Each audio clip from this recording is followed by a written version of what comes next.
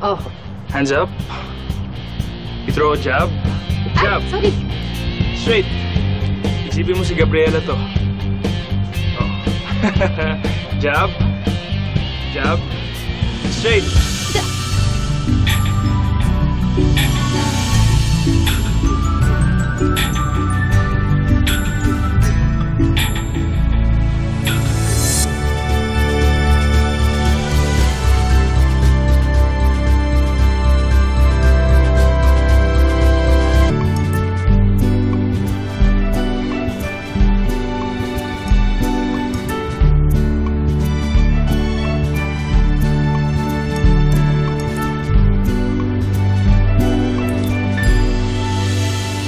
Ito na. Okay ka lang? Oh, okay. Hey, okay. Sorry. Sakit? Okay ka lang?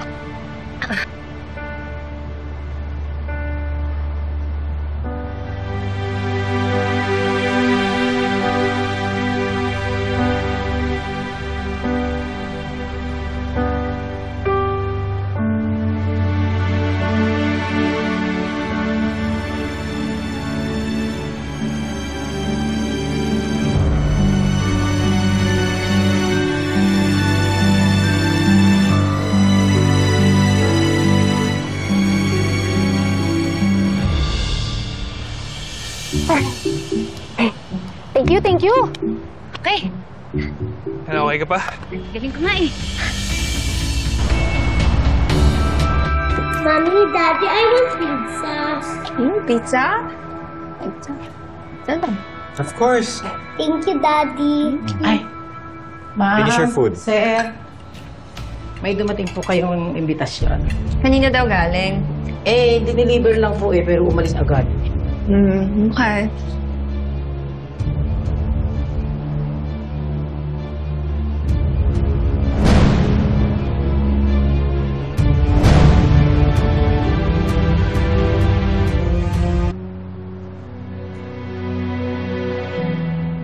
Carla's Restaurant.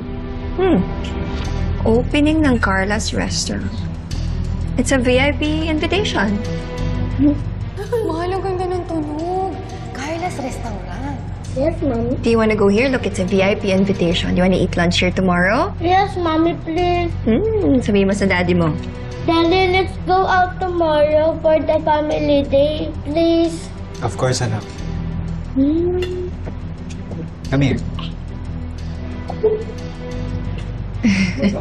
Thank you, Daddy. I love you. Love you too. You finish your food.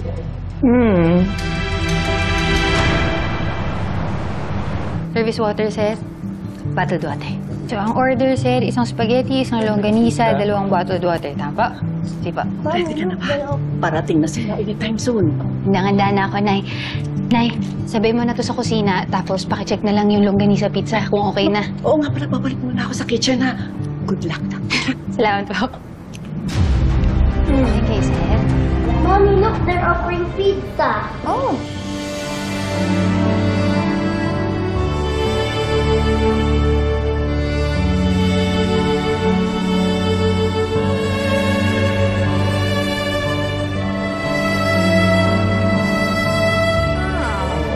Sige, mapupan mo siya.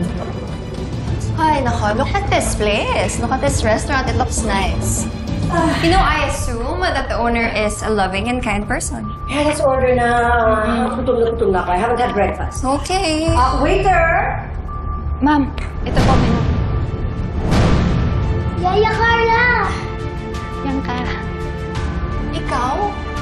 Anong ginagawa ng isang hampas lupa sa restaurant na ganito, ha? Alam ba ng owner ng restaurant na nag-employ sila ng isang ahas? Teka, I remember you.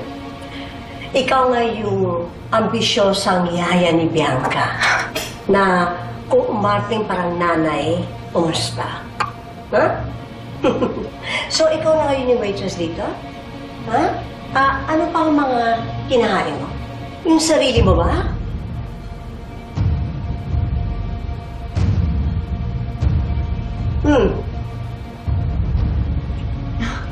Higit lang namin tao at nandito si Bianca. Sir, order na po kayo.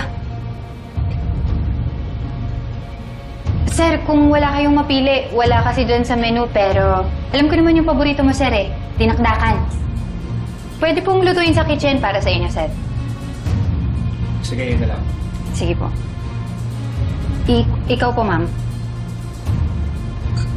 Ang order ko yung bulalo na may kumpletong sangkap at may patatas. At huwag niyong tipirin yung sangkap, ha? Opo. Ha? Di ba sabi dito, good for 4? Yes, ma'am. Okay. Ma'am? Okay na, Steve. Ikaw, Bianca, may gusto ka ba? I will spaghetti and longganisa, please. Okay. Sige, gusto mo, Bianca, habang nag-aantay ka, maglaro ka muna kasi may palaruan kami doon. Yes, please. Mag-ingat ka lang. Be careful.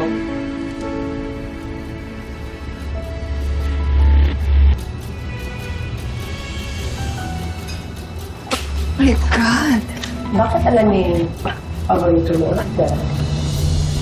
At least makakakain naman ng dinakdakan kaysa yung puro dakdak mo.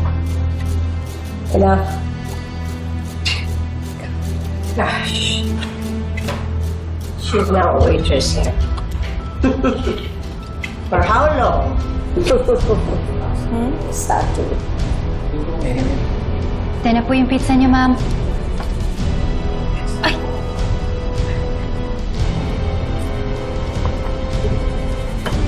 Ito po yung kay Bianca.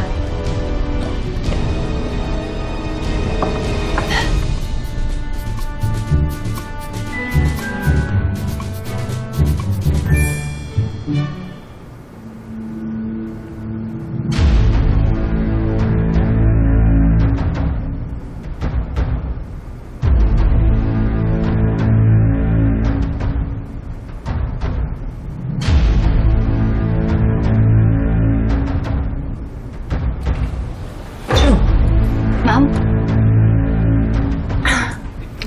Ano pa namang tong pizzang yan? Napakaalat! Tawagin mo nga yung manager mo. Gusto ko siyang makausap.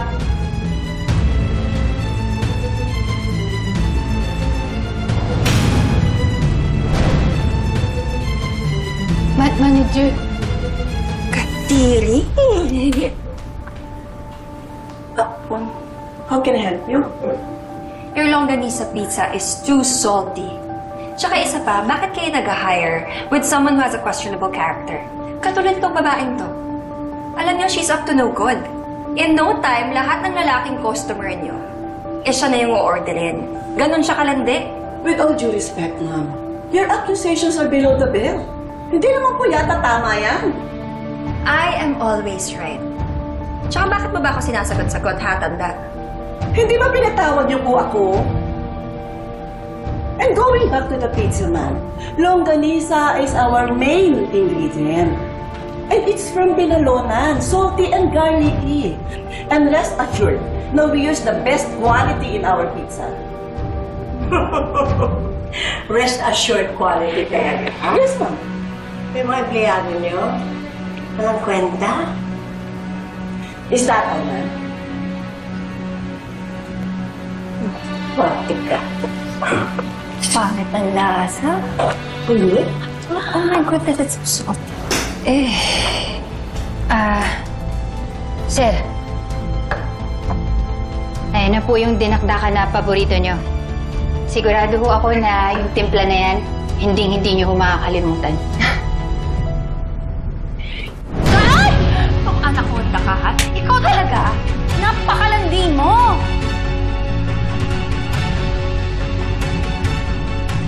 Ano, ha? Talaga? Sasabihin mo yun sa kanya? Tawagin mo yung may-ari ng restaurant na to. Tawagin mo yung boss mo!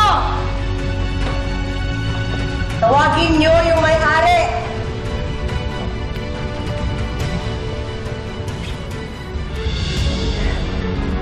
Ako, ma'am. Miss Gabriela, I own this restaurant.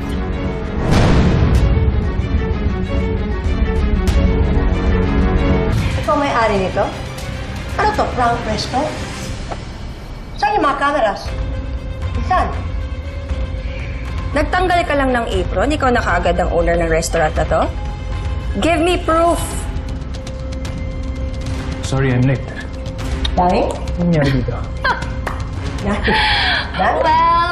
Well. Okay, guess ko na. Si Danny pala ang financier ng restaurant na to. Iba ka talaga, no? Grabe, Carla. Ang galing-galing mo talaga. Grabe yung kamandag mo. So, nilandi mo si Danny at ginawa mo. At ikaw naman, Danny. My goodness, you're too young to be a sugar daddy. Hey, shut your mouth. Hey, Hindi mo kilala si Carla. Hindi mo alam ang background niya. Hindi hamak naman mas mabuting tao at mas magaling sa'yo si Carla. Mas magaling? Saan parte? Sa paglalandi? At anong background sinasabi mo? Eh, dati lang naman namin siyang muchacha. And can I just remind you, I am the future owner of the Smith Corporation. I am your future boss. So you better watch your mouth.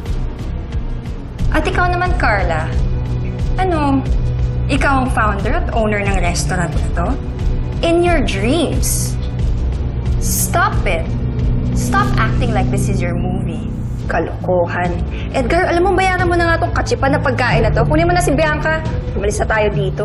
Bianca! Baka walang kwenta ng mga tao, nakakawalang gana. Watch your mouth.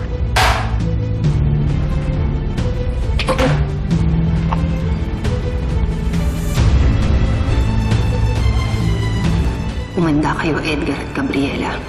Nag-uumpisa pa lang ako. Ladies and gentlemen, would like to meet Carla Gertrude Smith, my one and only daughter, and the rightful heiress of the Smith Corporation. Maraming salamat sa pagsama sa ating istorya sa Tadhana. Nakaka-relate ka ba sa ating mga bida? Nako, i-comment mo na yan para sa iba't ibang kwento na punong-puno ng pag-asa at inspirasyon. Mag-subscribe na sa GMA Public Affairs at YouTube channel. I-click na rin ang bell button para lagi kang updated sa pinakabagong storya ng Tadhana.